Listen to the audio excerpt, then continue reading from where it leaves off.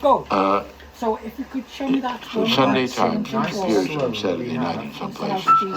On Monday morning, they got countless phones. I think there were 45 phone calls from different parts of the country. In fact, somebody from abroad, including a sitar player, of all musicians, because when an orchestra musician, whose livelihood, of course, depends on being in the orchestra, gets this kind of problem, he hides it and plays as much as possible until he can't play, and doesn't seek help because his contract won't be renewed. So they got this thing, and they started a whole. I mean, many hospitals have departments like that now.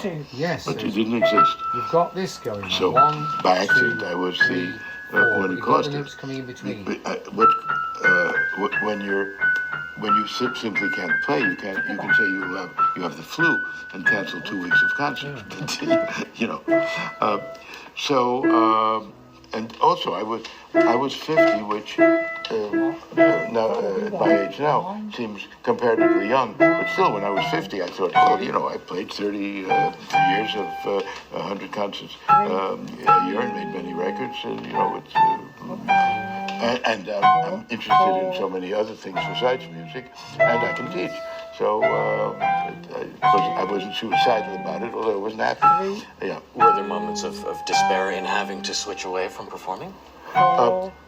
Yes and no, because since the initial diagnoses before I went there were in some cases life-threatening, and it turns out, no, it's only your hand. There's nothing to do with the rest of your body.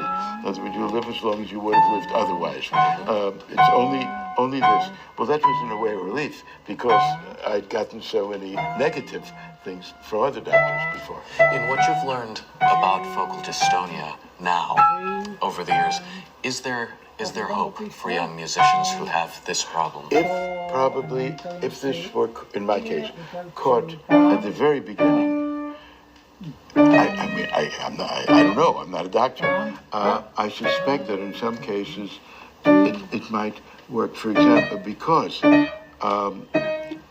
something very simple.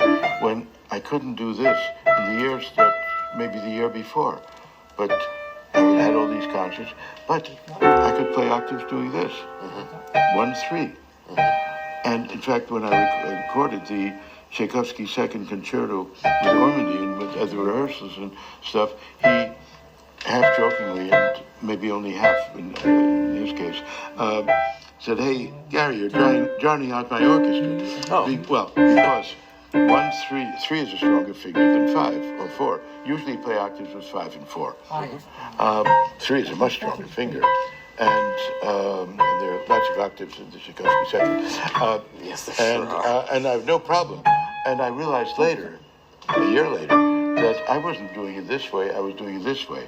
And I was probably stretching something here. You know, you have this tremendous pressure on the piano, and these fingers are down, so something that's not natural is happening there.